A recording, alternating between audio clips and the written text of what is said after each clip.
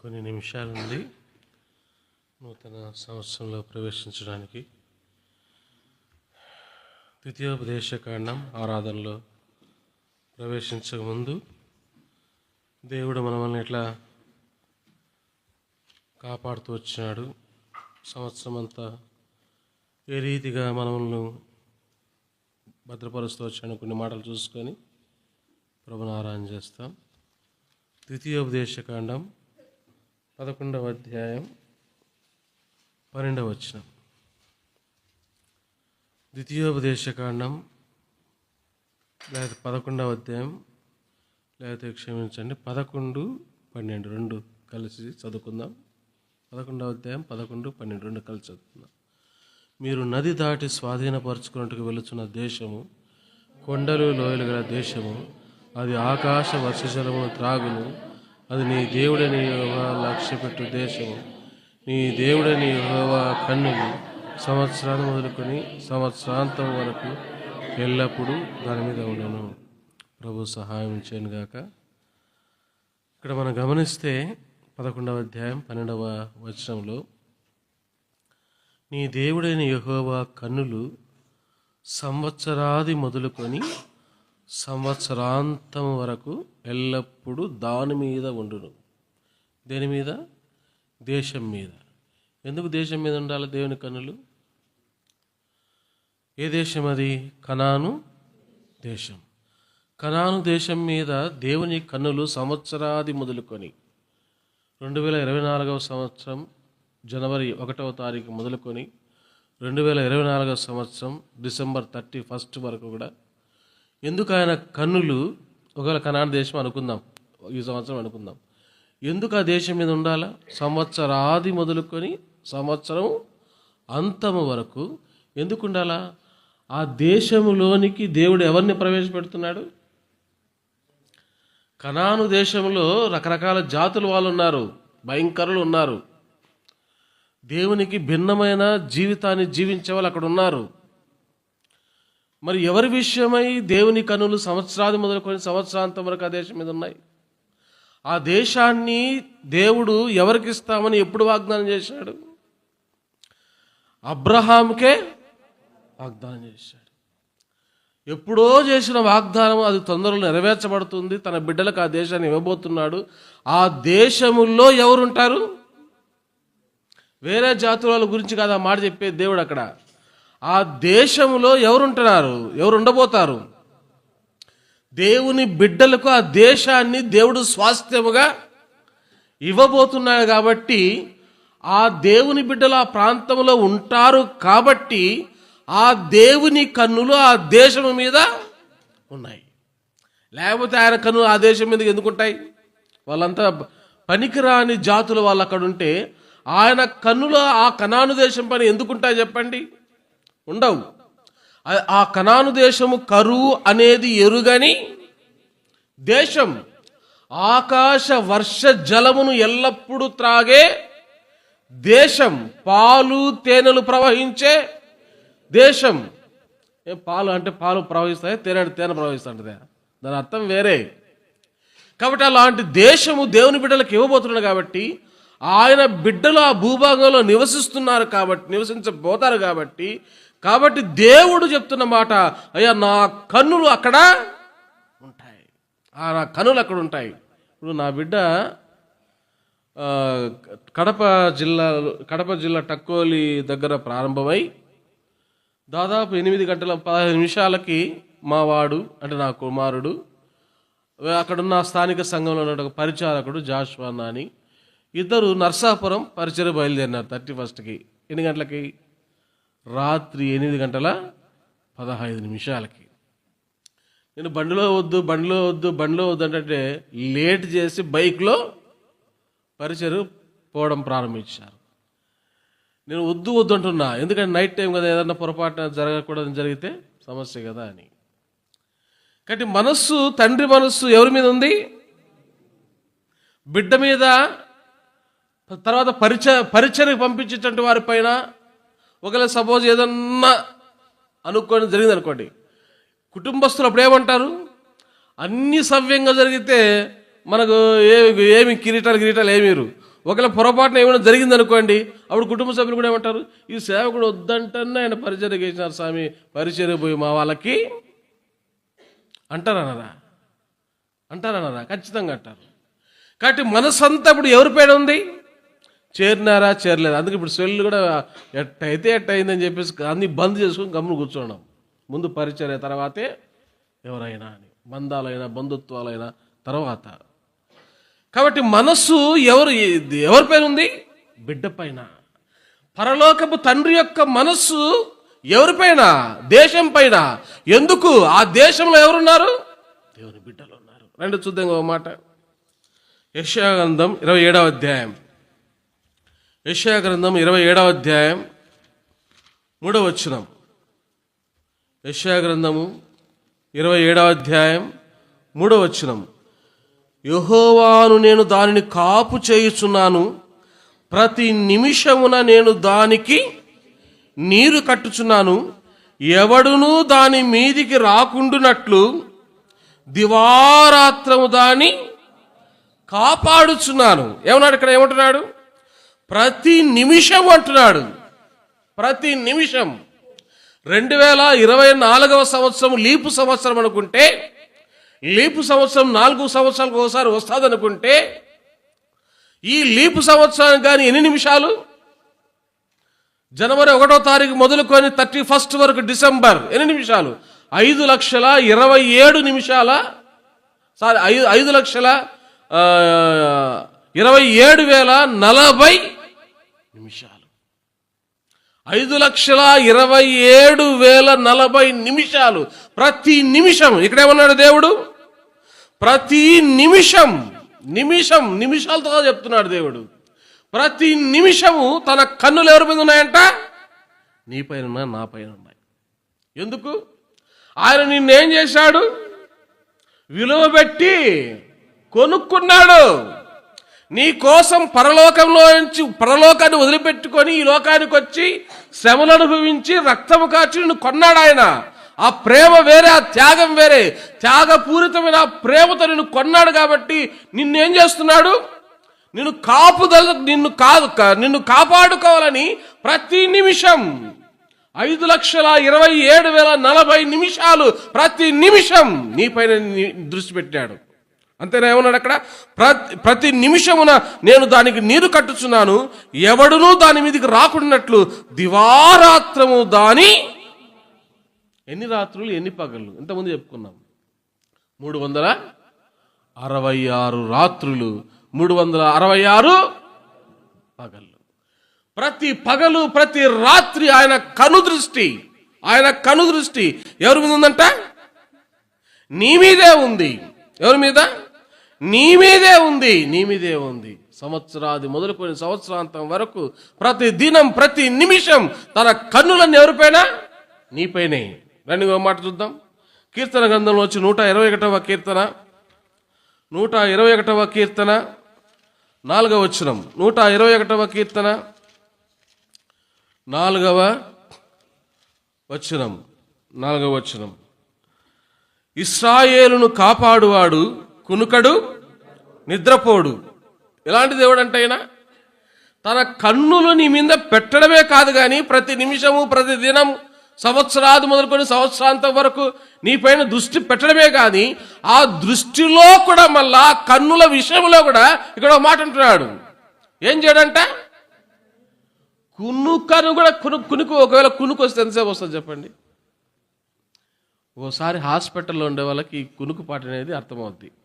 ఎవరైనా హాస్పిటల్లో ఉంటే సీరియస్ కండిషన్లో పేషెంట్ ఉంటే ఆ పేషెంట్కి ఏదన్నా సెలైన్ బాటిల్స్ కానీ ఏదైనా ఎక్కుతూ ఉంటే డాక్టర్ అమ్మ జాగ్రత్త అని చెబితే ఆ పేషెంట్ దగ్గర కాపలా ఉంటాడు చూసినావా? అలా కాపలా ఉన్న వాళ్ళకి అర్థమవుతుంది కునుకుపాటు యొక్క విలువ ఏంటో, ఆ నిద్రావస్థలో ఉన్నటువంటి పరిస్థితి ఏంటో. కాబట్టి మన దేవుడు ఎలాంటి వాడంట? కునుకడు నిద్రపోడు. అంటే తన కన్నులకు నిద్ర రానివ్వకుండా, తన కన్నులకు కునుకుపాటు కూడా రానివ్వకుండా నిన్ను నన్ను ఏం చేస్తున్నాడు? ఆయన కాపాడుతున్నాడు. ఏం చేస్తున్నాడు? కాపాడుతున్నాడు. 32వ కీర్తన 8వ వచనం. కీర్తన గ్రంథములో నుంచి 32వ కీర్తన 8వ వచనం. నీకు ఉపదేశము చేసేదను, నీవు నడవవలసిన మార్గమును నీకు బోధించెదను, నీ మీద దృష్టి ఉంచి. ఎవరి మీద? సంవత్సరాది మొదలుకొని సంవత్సరాంతం వరకు ప్రతి నిమిషము ప్రతి దినము కునుకుపాటు తీయకుండా నిద్రపోకుండా ఎవరి మీద దృష్టి పెట్టాడంట? ఎవరి మీద? నీ మీదే దృష్టి పెట్టాడు. నీ మీదే దృష్టి పెట్టాడు. ఒక తల్లి పుట్టిన బిడ్డ ఉంటే ఒక 2 నెలలు 3 నెలలు 4 నెలలు ఉందనుకుందాం. తల్లి దృష్టి అంతా ఎవరిపై ఉంటుంది చెప్పండి? ఇప్పుడు చెప్పలేని వాళ్ళు తల్లులు, నేను కూడా తండ్రినే కాబట్టి ఆ బాధ ఏందో విలువదో నాకు తెలుసు. తల్లులకు అర్థమవుద్ది. పుట్టిన బిడ్డను పెంచే విషయంలో ఎంత జాగ్రత్త కదా, ఎంత జాగ్రత్త పెట్టి చూసుకుంటా అంటావు. ఆ బిడ్డ ఎక్కడికైనా పోద్దేమో, ఒకవేళ పొయ్యి దగ్గరకు ఉంటే దోగాడుకుంటా పొయ్యి దగ్గరికి పోద్దేమో, లేకపోతే కత్తిపెట్టలు ఏమన్నా ఉంటే కత్తిపెట్ట దగ్గరికి పోతుందేమో. మన దృష్టి అంతా ఏ పని చేసినా మన కను దృష్టి అంతా ఎవరి పైన ఉంటుంది? మనం కన్నా మన బిడ్డ పైన ఉంటుంది. ఆ బిడ్డ ఏమైనా దోగాడుకుంటా లేదా చిన్న నడుచుకుంటా వస్తున్నాడేమో, ప్రమాదం జరుగుతుందేమో, మనం ఏదైనా పని చేసుకున్నా, బట్టలు ఆరేసుకుంటున్నా, వంట చేసుకున్నా మన దృష్టి అంతా ఎవరిపైన? మన బిడ్డ యొక్క కాపుదల పైన. అతడికి ఏది కాకూడదని, ఆ చిన్న బిడ్డకి ఏది కాకూడదని నీ దేవుడు కూడా సంవత్సరాది మొదలుకొని సంవత్సరాంతం వరకు ప్రతి దినము ప్రతి నిమిషము కునుకుపాటు రానికుండా నిద్ర రానికుండా నీ మీదే ఎందుకు దృష్టి పెట్టాడు? నీ మీద ఎందుకు దృష్టి పెట్టాడు? రండి చూద్దాం కొన్ని మాటలు చూద్దాం. 121వ కీర్తన 121వ కీర్తనలోంచి కొన్ని మాటలు. ఎందుకు ఆయన అంత శ్రద్ధ తీసుకుంటాడు మన పట్ల అంటే, 121వ కీర్తన 121వ కీర్తనలో ఇట రాయబడింది. నేను అక్కడక్కడ కొన్ని మాటలు ఉన్నాయి, చదువుతానండి, సమయం ఎక్కువ అయిపోద్ది కాబట్టి. ఇక్కడ మనం గమనిస్తే, ఆయన నీ పాదము తొట్టిల్లనీయడు అని చెప్తూ చూడండి, ఎన్నిసార్లు ఆ మాట ఉందో చూడండి. ఇక్కడ నిన్ను కాపాడువాడు అన్నాడా? 3వ వచనంలో నిన్ను కాపాడువాడు, 4వ వచనంలో కాపాడువాడు, 5వ వచనంలో కాపాడువాడు ఉందా? తర్వాత 7వ వచనంలో కాపాడును, అదే 7వ వచనంలో 2వ లైన్లో కాపాడును, 8వ వచనంలో లాస్ట్ నిన్ను కాపాడు. ఎందుకండి ఆయన దృష్టి మన మీద? సంవత్సరాది మొదలుకొని సంవత్సరాంతం వరకు కునుకక నిద్రపోక ప్రతి నిమిషం ప్రతి దినం ఆయన దృష్టి అంతా మనపైన. ఎందుకంటే మనలను కాపాడాలా. కడపలో నేను ట్రైన్ ఒక్క నిమిషంలో స్టేషన్ ఆల్రెడీ వచ్చేసింది. ఆ ట్రైను, నేను వచ్చే ట్రైను 3వ నెంబర్ ప్లాట్ఫామ్కి. 2వ నెంబర్ ప్లాట్ఫారంలో ఒక గూడ్స్ ట్రైన్ వస్తుంది. అప్పుడే ఒక ముస్లిం, ఒక ఆమె, 2 చిన్న బిడ్డలు, భర్త ఎంత బుద్ధిహీనంగా ఆ ట్రాక్ పైన దాటుకొని వస్తానంటే, జస్ట్ అంతే ఒక్క నిమిషం ఉంటే మొత్తం ఫ్యామిలీ అంతా కొట్టుకోపోయింది. అక్కడే ఫ్యామిలీ అంతా కొట్టుకోపోయింది.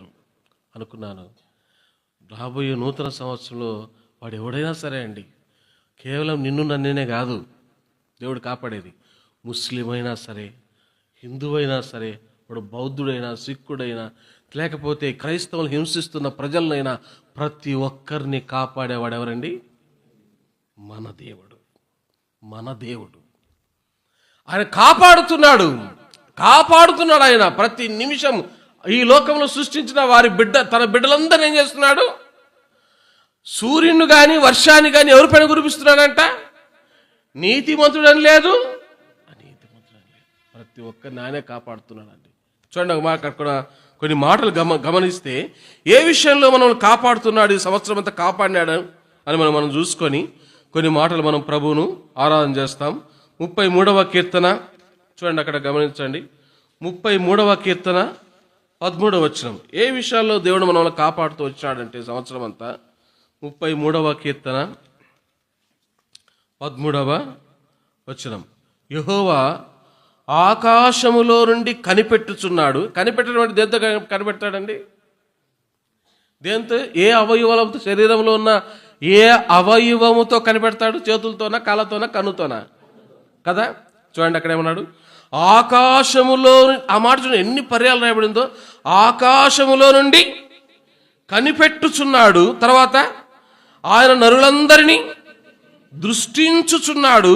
14, తానున్న నివాస స్థలములో నుండి భూలోక నివాసులందరి వైపు ఆయన చూచుచున్నాడు. దేవుడు ఎక్కడో ఉంటే అక్కడి నుంచి ఇక్కడికి ఏం చేస్తున్నాడంట? చూస్తున్నాడు. దేవుడున్న ఆకాశము వేరే, నువ్వు చూస్తున్న ఆకాశము వేరే. శాస్త్రవేత్తలకు కూడా ఆకాశం అంతు చిక్కల ఇప్పటి వరకు.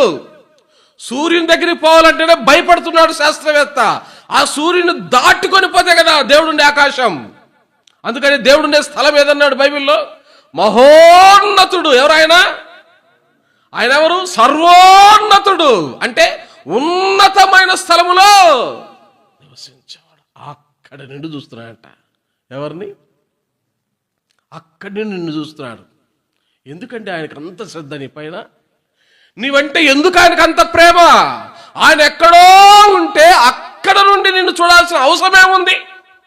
ఆయన ఎక్కడో ఉన్నతమైన స్థలంలో ఉంటే ఆ స్థలంలో నుంచి నీ పైన దృష్టి పెట్టి అదే పనిగా చూడాల్సిన పని ఆయనకేముంది చెప్పండి? ఆయనకేముంది? అందుకని అక్కడ రాయబడింది చూడండి 15వ వచనంలో కూడా, ఆయన వారందరి హృదయములను ఏకరీతిగా నిర్మించిన వాడు, వారి క్రియలన్నీ విచారించువాడు, వారిని దర్శించువాడు. దర్శనం అంటే దేని చేత? దర్శనం అంటే తన కన్నులు. ఎందుకు ఈ మాట చెప్తా? కన్నులు ఏంటంటే ఆయన కన్నులంట ఎప్పటి నుంచి ఎప్పటి వరకు మన మీద ఉన్నాయంట? సంవత్సరాది మొదలుకొని సంవత్సరం యొక్క. ఎందుకంటే ఆయన అంత శ్రద్ధ తీసుకుంటాడంటే కింద రాయబడింది ఆ కీర్తనల గ్రంథంలో 33వ కీర్తనలో చూడండి. అక్కడ 33వ కీర్తనలో 18వ వచనంలో 18లో, వారి ప్రాణమును మరణము నుండి తప్పించుటకును కరువులో వారిని సజీవులనుగా కాపాడటకు. చూశారా? కాపాడుటకు అంటే నిన్ను కాపాడడానికి ఆయన కన్నులు ఎప్పటి నుంచి ఎప్పటి వరకు? సంవత్సరాది మొదలుకొని సంవత్సరాంతి వరకు. ప్రతి నిమిషం 2024 సంవత్సరానికి మరోసారి రిపీట్ చేస్తున్నాను. ఎన్ని సంవత్సరాలు? 5,27,040 నిమిషాలు. ప్రతి నిమిషం ఆయన కను దృష్టి అంతా నీపైనే. ఆయన కునకలేదు, నిద్రపోలేదు. తన దృష్టి అంతా నీపైనే. ఆ ఉన్నత స్థలములో నిన్ను దర్శిస్తున్నాడు. ఎందుకంటే నిన్ను కాపాడడానికి. ఎవరిని? నిన్ను కాపాడడానికి. 121వ కీర్తన 121వ కీర్తన.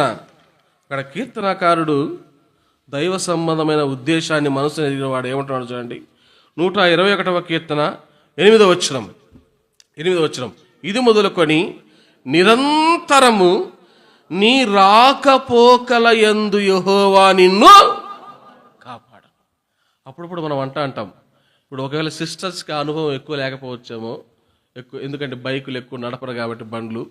బ్రదర్స్ ఎక్కువ అనుభవం ఉంటుంది. బ్రదర్, ఈరోజు నా ప్రాణం పోవాల్సింది బ్రదర్, జస్ట్ అంతే బ్రదర్, మిస్ అయిపోయింది. ఏమంటారు? అప్పుడు మీరు డైలాగులు కొడుతుంటారు కదా ఇంటికి వచ్చి, ఏమే ఈరోజు నేను పోవాల్సింది పరలోకానికి, ఎట్నో దేవుడు నన్ను ఏం చేశాడు? జస్ట్ అంతే, ఒక్క సెకండ్ అయితే నా ప్రాణము. అక్కడ ఎవరు తలుచుకోరు? పైగా బిల్టప్ ఒకటి, ఇట్ట పోతాన్నా ఉన్నట్టుండి ఎందుకు ఇటు తిప్పిరానే నేను బండి. ఏం తిప్పినా అంట మనోడు? ఇట్ట పోయేవాడు ఇటు తిప్పిడా అంటే ప్రాణాన్ని కాపాడుకుని మొఖములే. ఎవరండి నిన్ను కాపాడేది? నిన్ను తప్పించింది ఎవరు మరణం నుండి? నిన్ను కాపాడేదెవరు? ఏ విషయంలో? నీ రాకపోకల యందు. ఇప్పుడు అన్నగారు ప్రార్థన చేశారు. ఎవరు?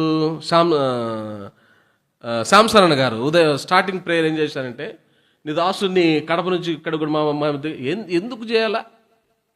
ఎన్ని ట్రైన్ యాక్సిడెంట్లు జరగడంలే. రీసెంట్గా నిన్న మొన్న దాదాపు 4-5 విమానాలు ఆ రన్వే పైన పోతూ పక్షిని ఢీకొట్టి ఎంతమంది చనిపోలే? క్రిస్టమస్ రోజు 175 మంది ఎంతమంది చనిపోలేదా? నిన్న చనిపోలేదా? యాక్సిడెంట్, విమానాల యాక్సిడెంట్, ట్రైన్ యాక్సిడెంట్, బస్సుల యాక్సిడెంట్. ఎన్ని యాక్సిడెంట్లు మనం చూడడం లేదు చెప్పండి. ఎన్ని రోగాలు వచ్చి మనిషి ఉన్నట్టుండి పోవడం లేదు చెప్పండి.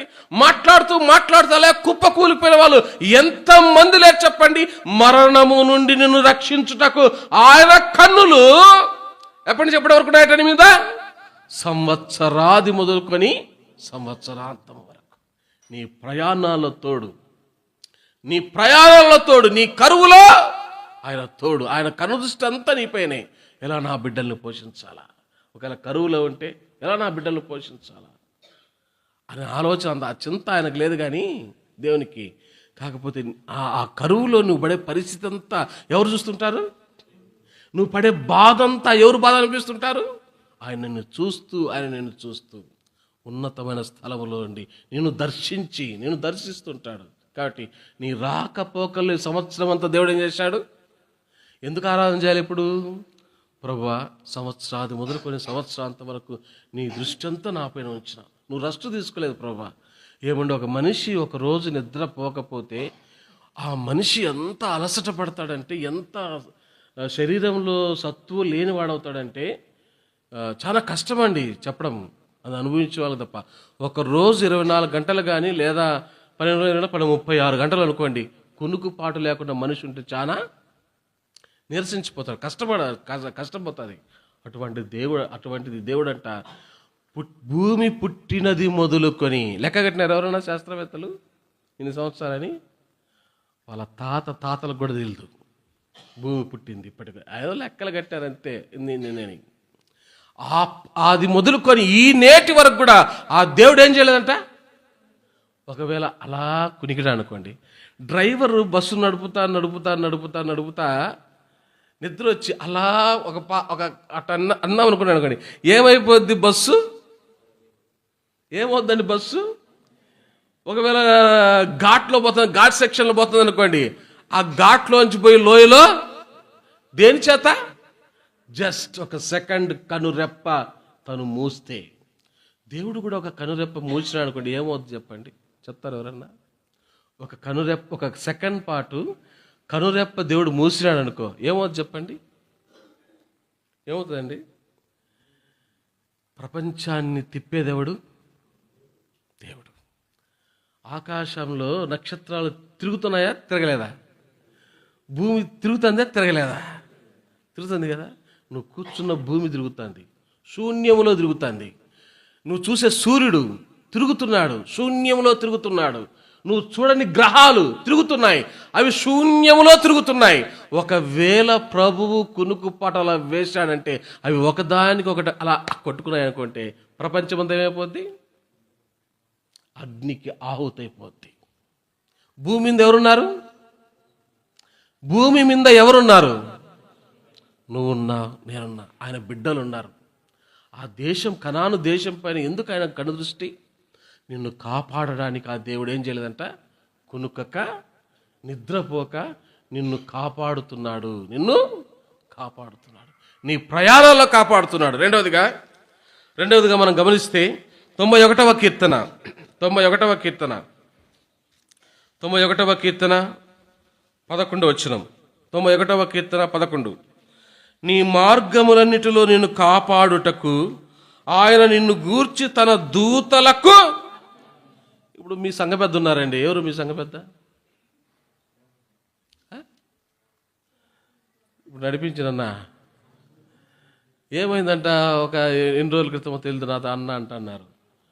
ఏదో కొత్త బండి తీసుకున్నారంట, అదేదో గేర్ సిస్టమ్ కొద్దిగా తెలియదు అని ఏదో పోతుంటే అది ఉన్నట్టుండి ఏదో అయింది, ఫ్రంట్ గానికి ఏదో తగులుకొని పడ్డాను అన్నారు. ఏమండి ఇక్కడ ఏమన్నాడు ఇక్కడ దేవుడు? నీ మార్గములన్నిటిలో నిన్ను కాపాడుటకు. అంటే ఆ శాంసనన్న ప్రయాణించే మార్గమంతటిలో ఆ బండి ద్వారా కానీ లేకపోతే ఇంకొక రూపంలో కానీ తన ప్రాణానికి హాని కలగకుండా ఒక చిన్న దెబ్బతో సరిపెట్టిన వాడెవరు? నీ మార్గమంతటిలో నిన్ను కాపాడుటకు.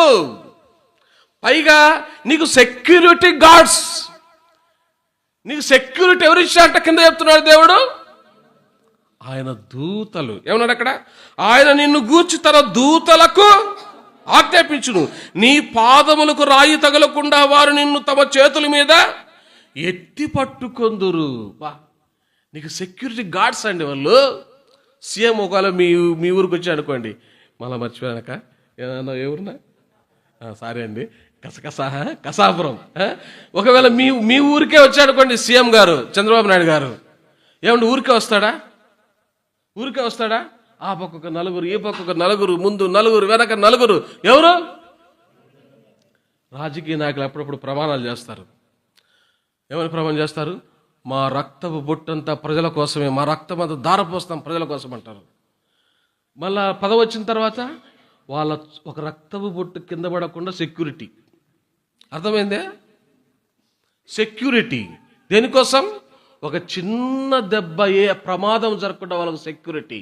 నీకు నాకు సెక్యూరిటీ ఎవరు తెలుసా? పోలీసులు కాదు, వాచ్మెన్లు కాదు. ఎవరంట? ఆయన దూతలు. నీవు పోయే ప్రతి మార్గములో నిన్ను కాపాడుటకు దేవుడు మన కోసం ఎవరు పెట్టాడంట? నువ్వు వెనకపోతుంటే నీకంటే ముందు ఎవరు పోతారు? సెక్యూరిటీ ముందు పోతే వెనకపోతారా? ఏమండి, సెక్యూరిటీ జీప్ కానీ లేదా ఏదైనా వెహికల్ కానీ బైకులు కానీ ముందు పోతారా వెనకపోతారా? ఇంతకుముందే నక్సలైట్లు ఎక్కువగా ఉన్న ప్రాంతాల్లో బాంబులు పేలిస్తే ముందు ఎవరు పోవాలా? పోలీసులు పోవాలా, తర్వాత నాయకుడు పోవాలా కదా. నీకు ఏమీ కాకుండా నీకంటే ముందుగా ఎవరు భావిస్తున్నాడు దేవుడు? తన దూతలని. ఏమని ఆరాధన చేస్తావు నువ్వు దేవుణ్ణి? ఏమని దేవుని నువ్వు ఆరాధన చేస్తావు? ప్రభా, ఈ సంవత్సరం నన్ను కాపాడినా ప్రభా, నీ దూతలను. అందుకనే బైబిల్ రాయబడింది, ఆయన ఎందుకు భయభక్తుల వారు చుట్టూ ఎవరుంటారంట? వెనక ముందు కాదు, లెఫ్ట్ రైట్ ఫ్రంట్ బ్యాక్ కాదు. ఎట్లంట? చుట్టూ వలయం, చుట్టూ ఉంటారట. అంత సెక్యూరిటీ ఇచ్చినాడు దేవునికి. నీ ప్రయాణాలలో, నీ మార్గాలలో దేవుడు నిన్ను ఏం చేశాడు? కాపాడుతున్నాడు. ఎందుకు కాపాడుతున్నాడు చూద్దాం రండి. 121వ కీర్తన 7వ వచనం. ఎందుకు కాపాడుతున్నాడు? 121వ కీర్తన 7వ వచనం. ఎందుకు కాపాడుతున్నాడు? ఏ అపాయమును రాకుండా యెహోవా నిన్ను కాపాడు. అది ఆయన దూతల్ని పెట్టి, ఆయన కనుదృష్టి పెట్టి ఎందుకు నిన్ను కాపాడుతున్నా అంటే, తన బిడ్డలైన మనకి ఏం కాకూడదు? ఏ అపాయము రాకుండా. కాబట్టి ప్రభుని ఆరాధన చేస్తాం. ప్రభా, ఈ సంవత్సరాది మొదలుకొని సంవత్సరాంతం వరకు నా జీవితంలో ఒక్కోసారి కొన్ని జరిగిండొచ్చు చిన్నవి. అయినా ఆ జరగాలన్నా కూడా ఎవరు అనుమతుండాలా? ఇప్పుడు నువ్వు తలకి స్నానం చేసేటప్పుడు బాత్రూంలో వెంట్రుకలు రాలిపోతూ ఉంటాయి, అవునా? ఆడవాళ్ళు జుట్టు దువ్వేటప్పుడు ఆ జుట్టుకంతా వస్తూ ఉంటాయి కదా. దాని బలి చుడతారు కొంతమంది ఆడవాళ్ళు, అటు చుట్టూ అటు గుడ్లు వేస్తారు, అవునా? ఎవరి అనుమతితో రాలిపోతున్నాయండి అవన్నీ? నువ్వు డైలాగులు కొట్టకూడదు. నేను షాంపూ రుద్దడం వల్ల, కుంకుడుకాయ వాడడం వల్ల రాలిపోతానని డైలాగ్ కొట్టకూడదు. రాలుతున్నాయి తలలో వెంట్రుకంటే ఎవరు అనుమతి? ఆయన చిత్తము లేనిది నీ తలలో అంటే ఒక వెంట్రుక కూడా ఏదంట రాలిపోదండి, రాలిపోదు. కాబట్టి ఆరాధన చేస్తాం. ఏమని? ప్రభా, ఈ సంవత్సరం అంతా ప్రతి విషయంలో, నా ప్రయాణంలో అయితే, నా మార్గంలో అయితేనేమి, నాకంటూ ఏ అపాయం రాకుండా, నాకంటూ ఏ మరణం రాకుండా ఇంతవరకు నన్ను సజీవ లెక్కలోంచి నన్ను కాపాడినందుకు దేవా నీకు స్తోత్రములు. చేయగలం ఆరాధన? అదొకటి. రెండవదిగా దేని విషయం మనం ప్రభుని ఆరాధన చేయాలంటే ఇంకో మాట చూద్దాం. కీర్తన గ్రంథంలోంచి 91వ కీర్తన 91వ కీర్తన 3వ వచనం. 91వ కీర్తన 3వ వచనం. వేటకాని ఊరిలో నుండి ఆయన నిన్ను విడిపించును, నాశనకరమైన తెగులు రాకుండా నిన్ను రక్షించును. 20 రక్షించును. తర్వాత అక్కడ మాట ఉంటుంది చూడండి, 6వ వచనం. 91వ కీర్తన 6. చీకటిలో సంచరించు తెగులనకైనను, మధ్యాహ్నమందు పాడు చేయి రోగమునకైనను నీవు భయపడవు. అంటే ఇక్కడ దేవుడు నీ ప్రయాణాలలో నిన్ను కాపాడినాడు మొదటిగా. రెండవదిగా ఇక్కడ దేని నుంచి కాపాడుతున్నాడు? ఏ తెగులు రాకుండా, ఏ రోగము నీకొచ్చి నువ్వు పోకుండా ఇంతవరకు దేవుడు నిన్నేం చేశాడు? కరోనాలో దైవ సేవకులు పోయినారండి. పోయినారా లేదా? నేను అంటాను ఒక మాట, ఏమన్నా అనుకోండి, తిట్టుకోండి, నేను అట్లా పట్టించుకోను, మన బోధ అంటే ఇట్నే ఉంటుంది. ఒకసారి ఒక దైవ సేవకుడు మన మన మన సహవాసమే, విశ్వాసులు పాపం ఏదో ప్రేమతో తీసుకొస్తే ఈ కరోనాకు భయపడి కొంతమంది దైవ సేవకులు ఆడబెట్టి పడారంట. ఏంటండి సేవకుడు కదండి, ప్రేమతో ఏదైనా ఆహార పదార్థాలు తీసుకొస్తే దేనికి భయపడి? కరోనాకు భయపడి తెచ్చిన వస్తువు తీసుకోవాలన్నా వీడు మళ్ళీ ఏం చేస్తాడు? దీనికి కొడతాడు. ఏంది? శానిటైజర్. కొట్టి అది తీసుకుంటాడు. మళ్ళీ దానికి కూడా ఒకవేళ బాటాడు, దానికి కూడా కొడతాడు. ఏది? దాంట్లోంచి క్రిములు పాపం ఈయనకొచ్చి ఈయన పోకుండా. అవునా? ఎంత జాగ్రత్త. ఎస్పి బాలసుబ్రహ్మణ్యం తెలుసు కదా, చక్కగా పాటలు పాడగా గాయకుడు. క్రిస్టియన్ సాంగ్స్ కూడా చాలా అద్భుతంగా పాడినాడు, చాలా పాటలు పాడినాడు. మెచ్చుకోవాల్సింది ఆయన్ని, హిందూ అయినప్పటికీ. ఏమండి, కోటీశ్వరుడా పేదోడా?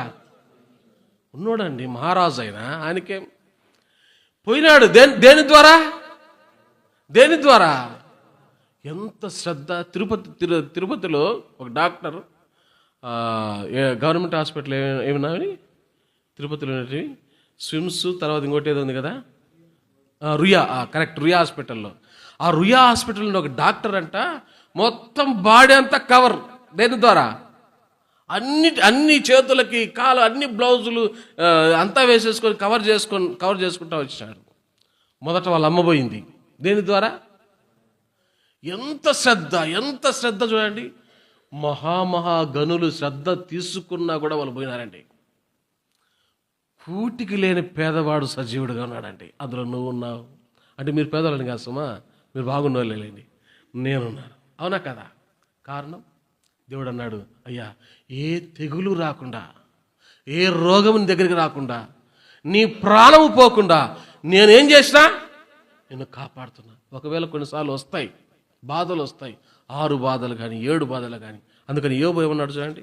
యోబు గ్రంథము 5వ అధ్యాయం, యోబు గ్రంథము 5వ అధ్యాయం 19వ వచనం. యోబు గ్రంథం 5వ అధ్యాయం 19.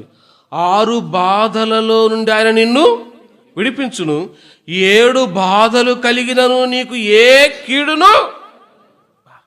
ఒక్కోసారి బాధ వచ్చినా సరే, కన్నీళ్ళు వచ్చినా సరే, ఒక్కోసారి కుదరని రోగము నిన్ను అలవటించినా, నిన్ను ఆవరించినా సరే, ఆ బాధలలో నుండి నిన్ను తప్పించిన వాడెవరంటే ఎవరు? దేవుడే. ఇప్పుడు మీ మధ్య నా అన్నగారు ఎవరు? డానియల్ అన్న. కొంత అనారోగ్యం పాలింది. సేమ్ అట్లే నాకు కూడా ఒకసారి సేవకులు మీటింగ్ పోతుంటే ఆ చలిగాలికి కొంత ఇదైపోయి శరీరంలో నా మూతి కూడా సొట్టపోయింది. ఇప్పుడు బాగుంది మూతి? నేను బాగుంది కదండి. ఎందుకు చెప్తున్నా అంటే, ఒక్కోసారి మనకు సమస్యలు వచ్చినా, రోగములు వచ్చినా, కుదరని వ్యాధులు వచ్చినా, తిరిగి మళ్ళీ దాంట్లోంచి మనం రికవరీ చేసేవాడు ఎవరు? నీకు 6 బాధలు కలిగినా, 7 బాధలు కలిగినా ఏ కీడు నీకు తగలదు. కాపాడుతున్నాడు ఆయన, నిన్ను కాపాడుతున్నాడు, నీ మీద దృష్టి పెట్టినాడు. ఎప్పటి నుంచి ఎప్పటి వరకు? సంవత్సరాది మొదలుకొని సంవత్సరాంతం వరకు నీ ప్రయాణంలో, నీ మార్గములో నీకు ఏంటండి, నీతో పాటు ఆయన కూడా బాధపడుతున్నాడు. ఒక పూట నువ్వు అనారోగ్యంతో అన్నం తినకపోతే ఆ దేవుడు కూడా నిన్ను చూస్తూనే బాధపడుతున్నాడు. అరే నా బిడ్డ బాధపడుతున్నాడు. కాపాడినాడు. ఒకటి, దేంట్లో నుంచి? నీ ప్రయాణాల్లో, నీ మార్గంలో కాపాడినాడు. రెండవది ఏంటి? ఏ తెగులు రాకుండా, ఏ రోగము రాకుండా, ఒకవేళ వచ్చిన కీడు రాకుండా ఏం చేస్తున్నాడు? నిన్ను కాపాడుతున్నాడు. ఇంకో చిన్న ఒక మాట చూసి నేను ముగిచ్చేస్తాను. 2 చూద్దాం. ఇర్మియా గ్రంథం 24వ అధ్యాయం 6వ వచనం. ఆయన దృష్టి దేనిపైన ఉందంట? ఎందుకోసం ఉందంట? ఇర్మియా గ్రంథం 24. ఇంకా కొన్ని వచనాలు ఉన్నాయి కానీ టైం అయిపోతుందని నేను చెప్పేసి నేను తొందరగా ముగిచ్చేస్తున్నా. 24 ఇర్మియా గ్రంథం 24వ అధ్యాయం 6వ వచనం. ఇర్మియా గ్రంథం 24:6. వారికి మేలు కలుగునట్లు నేను వారి మీద దృష్టి ఉంచుచు ఈ దేశమునకు వారిని మరలా తీసుకొని వచ్చి పడగొట్టక వారిని కట్టెదను, పెళ్ళగింపక వారిని. దేనికోసం ఆయన దృష్టి మన మీద ఉందంట? నీకు మేలు చేయడానికి. ఏ మేలు? ఏం మేలు అండి? ఉద్యోగం రాకపోతే ఉద్యోగం ఇవ్వడానికే, పెళ్లి కాకపోతే పెళ్లి చేయడానికే, పెళ్ళి అయిన తర్వాత ఒకవేళ బిడ్డలు లేకపోతే బిడ్డలను ఇవ్వడానికే. ఏ మేలు కోసం ఆయన దృష్టి మీద ఉంది చెప్పండి? ఏ మేలు కోసం ఆయన దృష్టి మీద ఉందంటే, నిజంగా బైబిల్ చదువుతా అంటే ఆయన చేసే మేలు అన్నీ ఇన్ని కాదండి. చెప్పుకోవాలంటే అన్నీ చెప్పుకోవచ్చు, కానీ మచ్చుగా ఒక్క విషయం చెప్పి నేను ముగిచ్చేస్తా. ఇప్పుడు 2 చూసినాం, ఇది 3వది.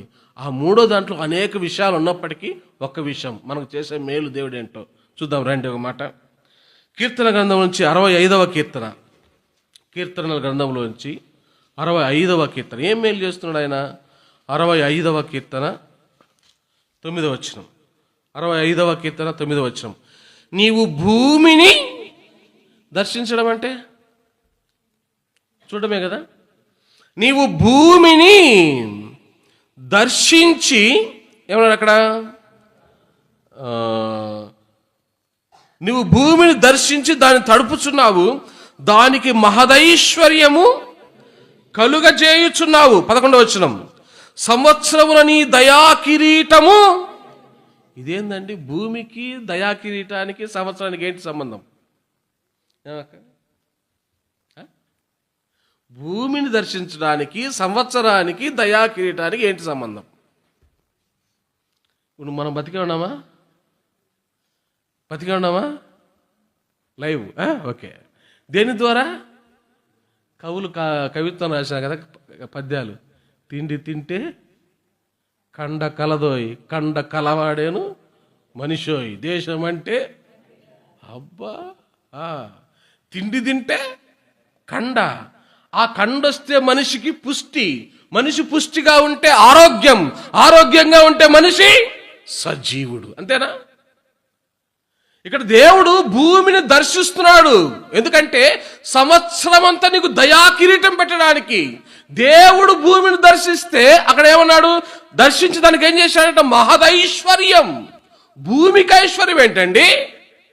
ఐశ్వర్యం ఉంటే మనిషికి ఉండాలి, కానీ దేవుడు భూమికి ఇచ్చే ఐశ్వర్యం ఏంది? దాన్ని తడిపినాడు, పంట విత్తనాలు ఇచ్చినాడు. చాలా సంగతులు ఉన్నాయండి, టూకీగా చెప్తున్నా. విత్తనాలు ఇచ్చినాడు, విత్తనాలు ఇచ్చి ఆ విత్తనాన్ని భూమిలో వేసినాడు. ఆ విత్తనం చచ్చేటట్టు చేసినాడు, చచ్చిన దానికి మొలకొచ్చేటట్టు చేశాడు, మొలకొచ్చిన దానికి గింజలు వచ్చేటట్టు చేశాడు. ఆ గింజ నీకిచ్చినాడు, బతికించినాడు. కాబట్టి సంవత్సరం అంతా ఇప్పుడు నీకేమిచ్చినాడు? అది అక్కడ అర్థం. అయ్యా, నువ్వు భూమిని దర్శించినావంటే ఎందుకు భూమిని దర్శించాల్సిన అవసరం దేవుడికి ఏముంది? కారణం ఏంటంటే ఆ దేవుడు ఆ భూమిని దర్శిస్తే పంట వస్తుంది. ఆ పంట నువ్వు తింటే నువ్వు బతుకుతావు. నువ్వు బతికితే సంవత్సరం అంతా ఆయన దయా కిరీటం ఎవరిపైన ఉన్నట్టు? నీ పైన ఉన్నట్టు. అది అర్థం. అంటే నీకు చేసే మేలు ఏదో తెలుసా? ఇర్మియా గ్రంథంలో వారికి మేలు కలుగుటకై నేను వారిని దర్శిస్తున్నానంటే ఒక మేలు నేను చెప్తున్నాను. అక్కడ మేలు వేరే, ఇక్కడ మనం ధ్యానించే మేలు వేరే. అందుకని అపోస్తుల కార్యంలో చాలా చక్కగా అపోస్తులైన పౌలు అంటాడు. రండి చూద్దాం ఆ మాట. అపోస్తుల కార్యములు 14వ అధ్యాయం 17వ వచనం. అపోస్తుల కార్యములు 14వ అధ్యాయం 17వ వచనం. 14-17. అయినను ఆయన ఆకాశము నుండి మీకు వర్షమును ఫలవంతములైన ఋతువులను దయచేయచ్చు, ఆహారమును అనుగ్రహించుచు, ఉల్లాసముతో మీ హృదయములను నింపుచు. ఇప్పుడు చదవండి. మేలు చేయుట చేత. ఏ మేలు? అర్థమైందా మీకు? ఏ మేలండి? ఏ మేలు చేశాడు దేవునికి? ఇప్పుడు ఏ మేలు చేసినాడని దేవుని ఇప్పుడు ఆరాధిస్తావు. ఏమన్నాడు అక్కడ 19వ వచనంలో, 17వ వచనంలో? ఆయన ఆకాశం ఉండి ఏమిచ్చా అంట? వర్షం. ఏమిచ్చా అంట? ఋతువులు. ఏమిచ్చా అంట? ఆహారం. అది నువ్వు తినడం ద్వారా ఉల్లాసం హృదయానికి. దాని ద్వారా నీకు నువ్వేమందినావు? ఏమండి, ఎప్పుడైనా ఆలోచించాలి ఈ వాక్యం గురించి? వసంతకాలం, వసంత ఋతువు, గ్రీష్మ ఋతువు, వర్ష ఋతువు, శరద్ ఋతువు, హేమంత ఋతువు ఉన్నాయి కదా. ఋతువులు ఉన్నా? మేము మర్చిపోయింది, అక్క చెప్తుంది, కరెక్ట్ అక్క. శిశిర ఋతువు, ఒక్కొక్క ఋతువులో ఒక్కొక్క పండు, ఆ పండులో రకరకాల మళ్ళా వెరైటీస్. అవునా? వేసవి కాలం వస్తే ఒక పండు, చలికాలం వస్తే ఒక పండు, వర్షాకాలం వస్తే ఒక పండు, ఋతువును బట్టి పండ్లు. ఎవరి కోసం చెప్పరండి. వేసవి కాలం వస్తే మళ్ళా ఆ పండ్ల రకాలు ఏదైనా మామిడి పండ్లు, బంగిని పండు, తర్వాత పేర్లు చాలా ఉన్నాయి, చెరుకు రసం అని, తర్వాత ఏదో చాలా ఉన్నాయి, చాలా పేర్లు ఉన్నాయి కదా. ఒక్కొక్క పండు ఒక్కొక్క టేస్ట్. అవి నువ్వు జుర్రుకున్నప్పుడల్లా, ఆ ముట్టి నువ్వు చీకుతున్నప్పుడల్లా నీ మనసు ఎట్లా అనిపిస్తుంది చెప్పరా?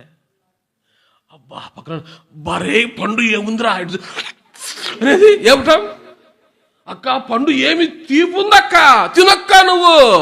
మనసులో ఏముంది? దేవుడు అదే అంటున్నాడండి. అయ్యా మీకు వర్షాన్ని ఇస్తున్నా, మీకు చెట్లనిచ్చినా, ఆ చెట్లకు కాయలు ఇచ్చినా అవి మీరు తినాలి. మీ హృదయాలు ఏమైపోవాలా? ఉల్లాసం. మేలు చేయాలి. మీకు నేను మేలు చేయాలా? ఒక మేకను తీసుకుంటే, ఒక పొట్టేలు జంతువు తీసుకుంటే ఏమండి, తలకూర ఏమండి తిన్నారు కదా, దాని రుచి వేరే. బాడీ ఏమండి మాంసం, దాని రుచి వేరేనా? వేరే. కాళ్ళు ఏమంటారు, దాన్ని గట్టకాలు ఏమంటారు? మీరు గట్టకాలు అంటారా? గట్టకాలేనా? మేము గట్టకాలమే, అయితే మనంతా ఒకే జాతి. గట్టకాలు దాని రుచి నిజమే కదండి. అంటే ఒక జంతువు యొక్క శరీరాన్ని తీసుకున్నప్పుడు తల రుచి వేరు, మాంసం రుచి వేరు, కాళ్ళ రుచి వేరు, మళ్ళీ ఉంటాయి ఇంకా కొన్ని. ఏంటివి? ఇప్పుడు మళ్ళీ దాని ఏమంటారు, పేగులు, బోటి అంటారు కదా. అది ఆకులు వేసుకొని, గోంగూర చుక్కాకు వేసుకొని సంగడి చేసుకొని అబ్బా తింటా అంటే దాని టేస్ట్. ఎందుకు చెప్తున్నానంటే, నీ హృదయం ఉల్లాసముతో నింపాలని ఒక్కొక్క ఋతువులో ఒక్కొక్క పండు, ఒక్కొక్క దానికి ఒక్కొక్క టేస్ట్. బ్రాయిలర్ కోడికి ఒక టేస్ట్, నాటుకోడికి. ఎందుకు తెలుసా? నీ హృదయం ఉల్లాసంతో నింపుతూ నీకేం చేస్తున్నాడంట? మేలు చేస్తున్నాడు. అందుకనే ప్రసంగి అంటాడు ఒక మాట, నేను ముగిచ్చేస్తాను, అయిపోయింది ఆ మాట చూసి నేను ముగిచ్చేస్తాను. ప్రసంగి 2:25. ప్రసంగి 2:25. ఆయన సెలవు లేక భోజనము చేసి సంతోషించుట ఎవరికి సాధ్యం? ఏమండి, వచ్చేటప్పుడు మీరు తినొచ్చినారా? మీరు తిని మంచి బట్టలు కట్టుకొని, వాగ్దానాలు తీసుకోవాలనుకొని, ఇక్కడికి రావాలనుకొని వచ్చారంటే సంతోషంతో ఎవరి సెలవు? ఆరాధిస్తామా? ప్రభువా మేలు చేసినావు, ప్రభా నా జీవితాన్ని మేలు చేసినావు, నన్ను కాపాడినావు, బాధల్లోనే నన్ను కాపాడినావు, రోగాల్లోని కాపాడినావు, కరువులోండి కాపాడినావు, నీకు వందనాలు చెప్దాం.